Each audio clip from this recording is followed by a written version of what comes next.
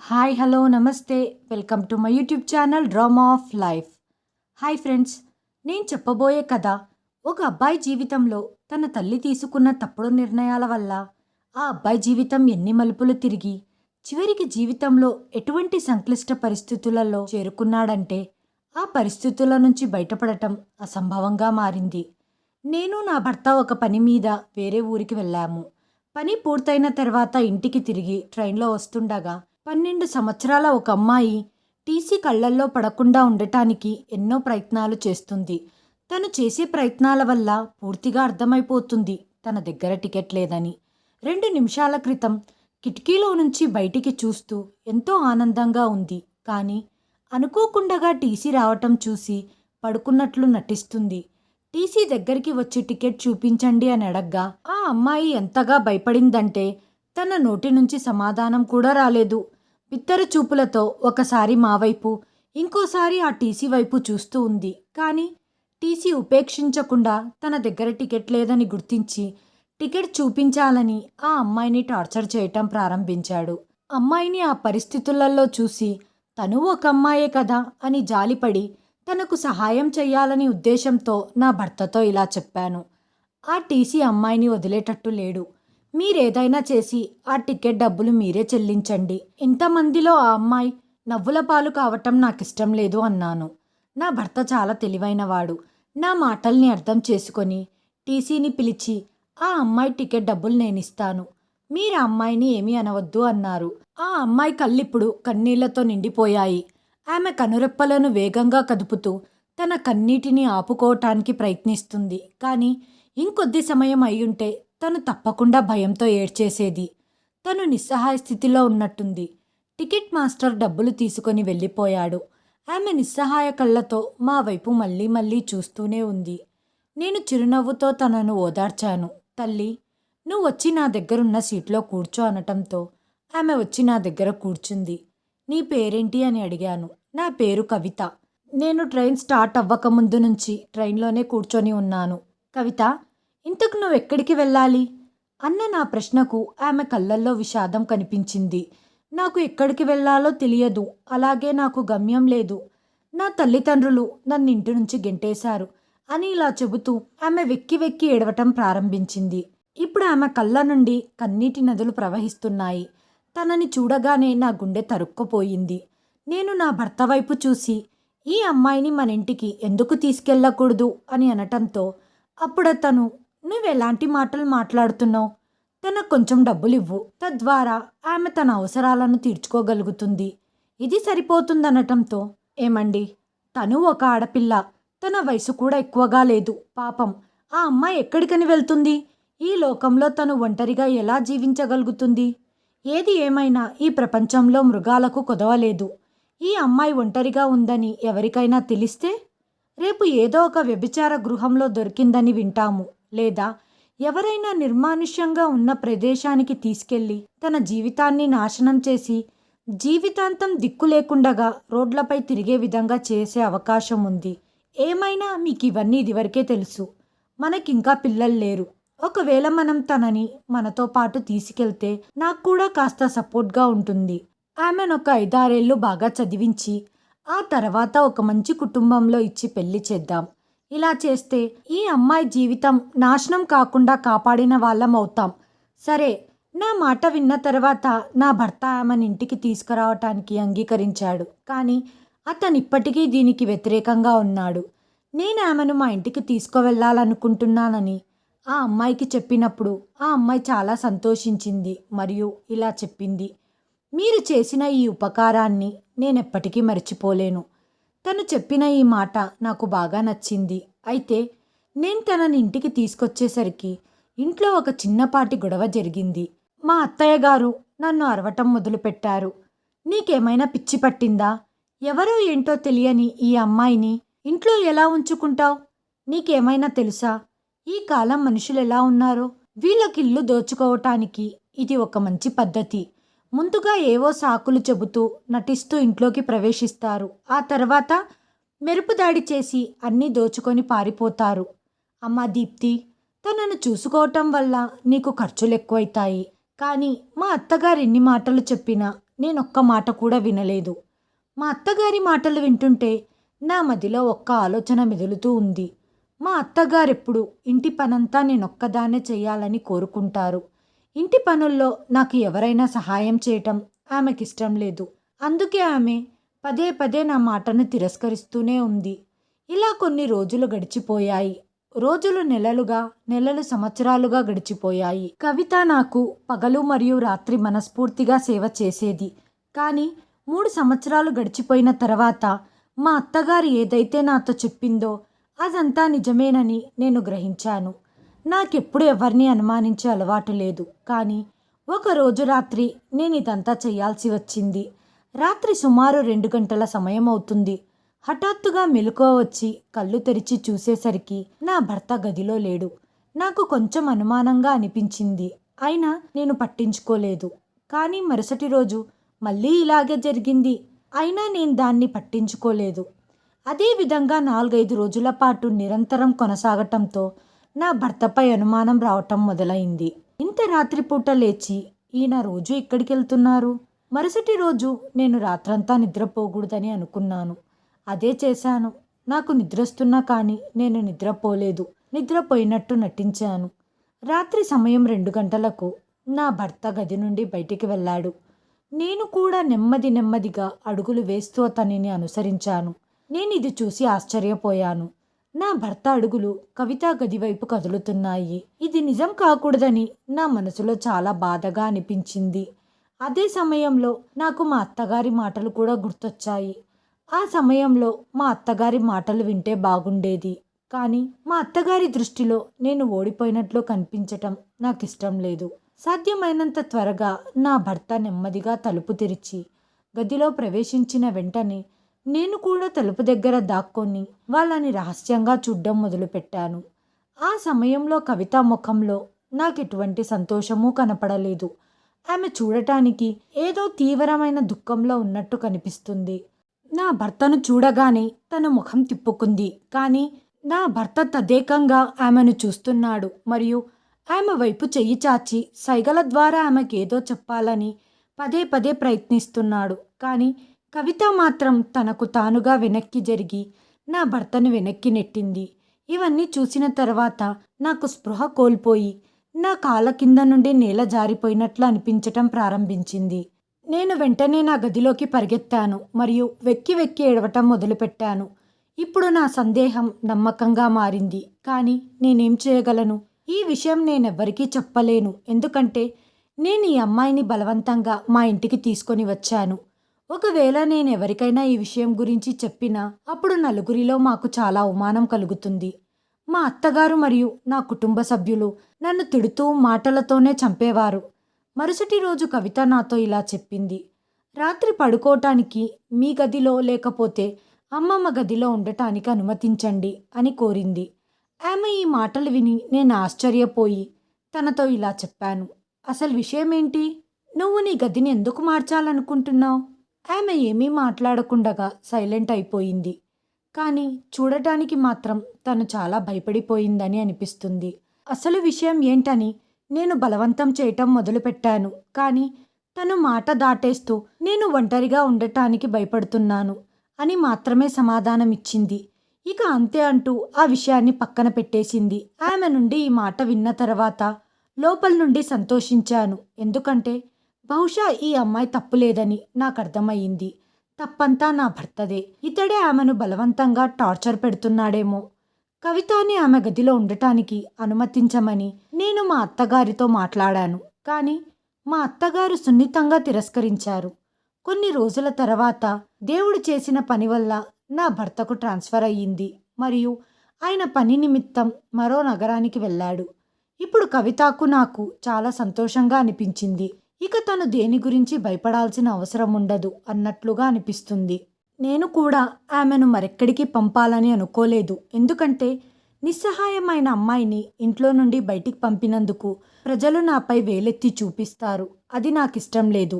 మరియు తనను రక్షించటానికే నేను తనని ఇక్కడికి తీసుకొని వచ్చాను. ప్రతి మనిషి వినాలని తహతహలాడే ఈ శుభవార్త నాకు అందినప్పటికీ నా భర్త వెళ్ళి 2 నెలలు మాత్రమే గడిచింది.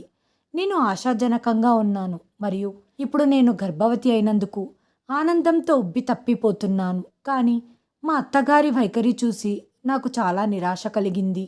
ఈ శుభవార్త విన్న తర్వాత కూడా ఆమె నాతో సరిగ్గా ప్రవర్తించటం లేదు.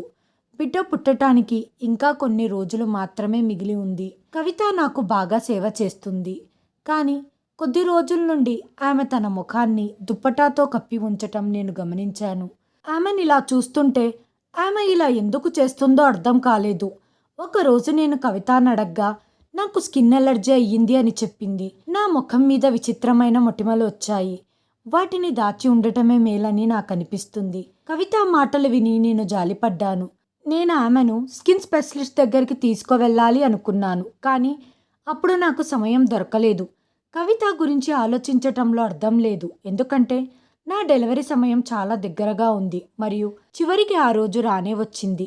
ఒక అందమైన కొడుకుకు జన్మనిచ్చాను. మా అత్తగారు కూడా మనవణ్ణి చూసి నన్ను గౌరవించటం మొదలుపెట్టింది. బిడ్డ పుట్టిన సమయంలో మంత్రసాని అయిన సరోజ నాకు చాలా సపోర్ట్ చేసింది. పిల్లవాడి పరిస్థితి గురించి పూర్తిగా తెలిసిన తర్వాత ఆవిడ కవితను దగ్గరికి పిలిచి, అమ్మ కవిత, నా మాట జాగ్రత్తగా విను. మీ అమ్మ పరిస్థితి విషమంగా ఉంది.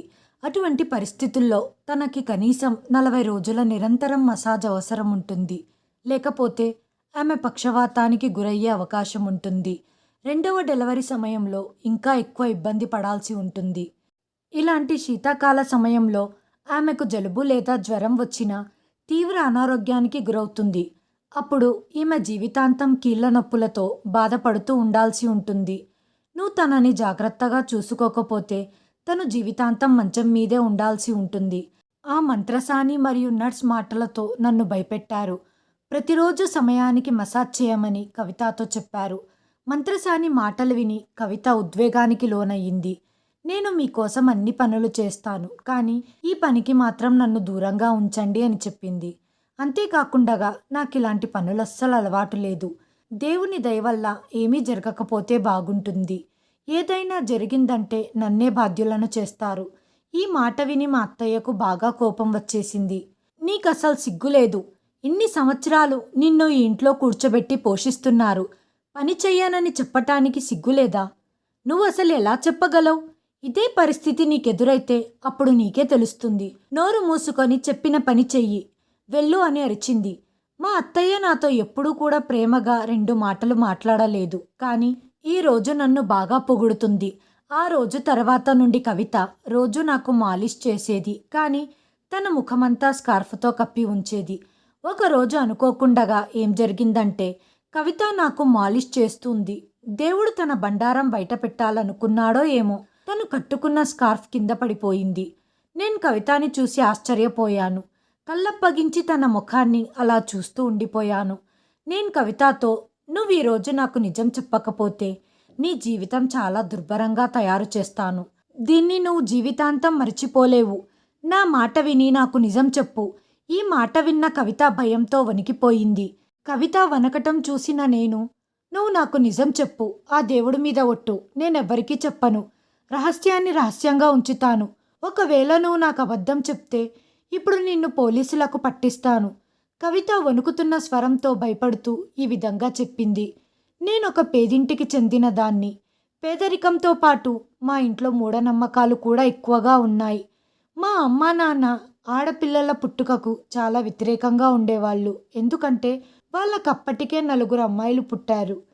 చివరి అమ్మాయి పుట్టినప్పుడు నాన్న ఆశలపై నీళ్లు చల్లినట్టయింది. అందుకే ఆయన ఇలా అనేవారు, దేవుడు నాకు ఈ భార్యతో కేవలం ఆడపిల్లల్ని మాత్రమే ఇస్తున్నాడు.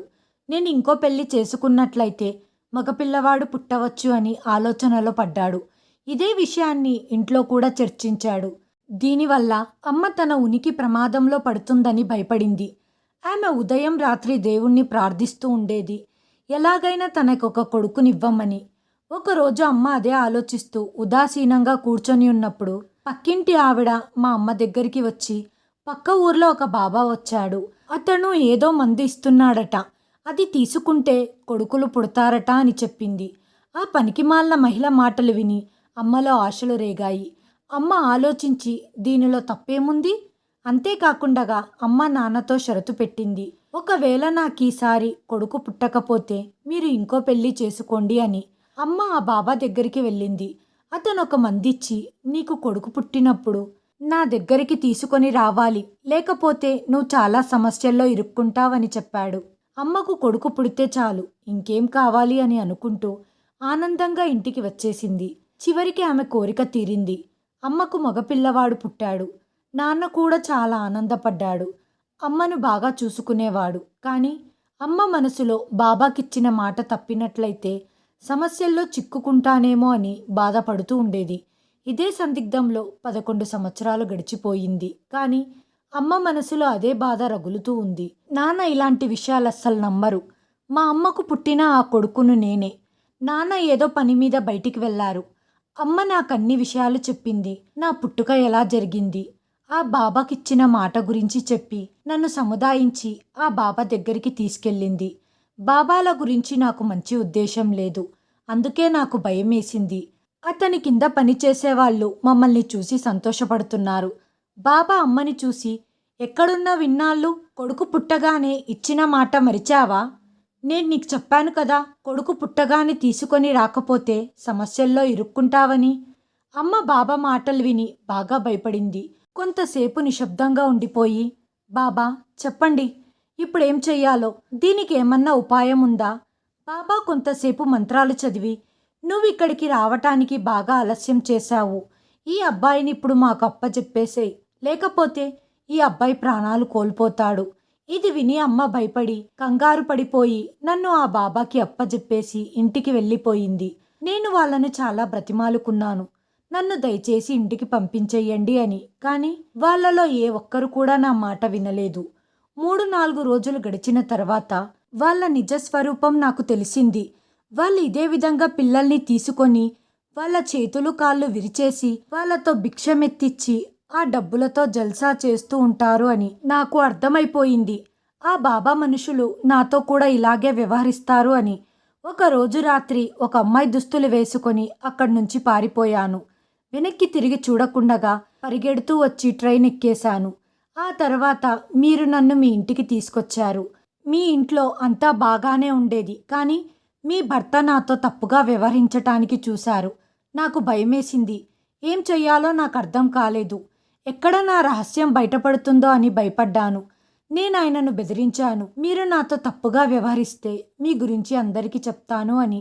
ఆ తర్వాత మీకు కొడుకు పుట్టాడు. ఆ మంత్రసాని మీకు మసాజ్ చేయాలని నాపై ఒత్తిడి చేశారు. నాకది ఏమాత్రం ఇష్టం లేదు. నన్ను నమ్మండి, నేనెప్పుడు మిమ్మల్ని నా తల్లిగానే భావించాను. నేను ఈ రోజుటికి కూడా మిమ్మల్ని ఎంతో గౌరవిస్తున్నాను. కొన్ని రోజులుగా నాకు గడ్డం మీసాలు వస్తున్నట్లు అనిపించింది.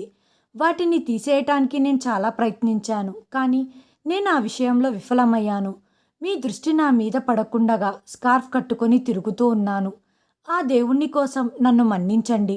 నాకు పోలీసులంటే చాలా భయం. నన్ను రక్షించండి. జీవితాంతం మీకు రుణపడి ఉంటాను. ఇలా చెబుతూ అతను నా కాళ్ళ మీద పడ్డాడు. నేను అతని భుజాలు పట్టుకొని లేపి నిలబెట్టి ఇలా అన్నాను, కవిత, నాకు తెలియదు నువ్వు ఒక అబ్బాయివని.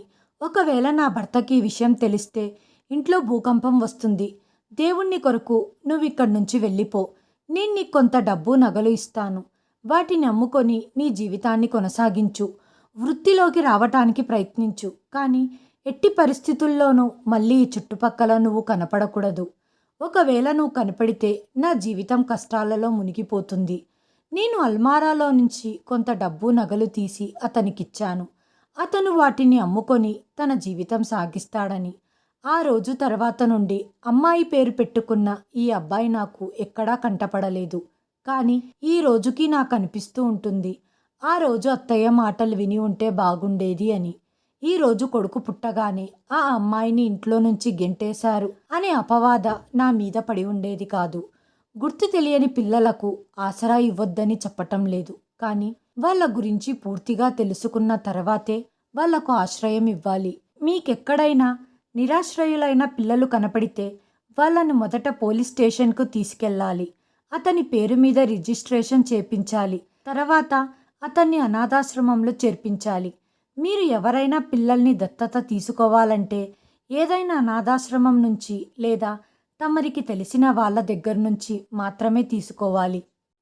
హాయ్ ఫ్రెండ్స్, ఈ వీడియోని చివరి వరకు చూసినందుకు ధన్యవాదాలు. ప్లీజ్ సబ్స్క్రైబ్ చేయండి, లైక్ చేయండి, షేర్ చేయండి, కామెంట్ చేయండి. Thanks for watching.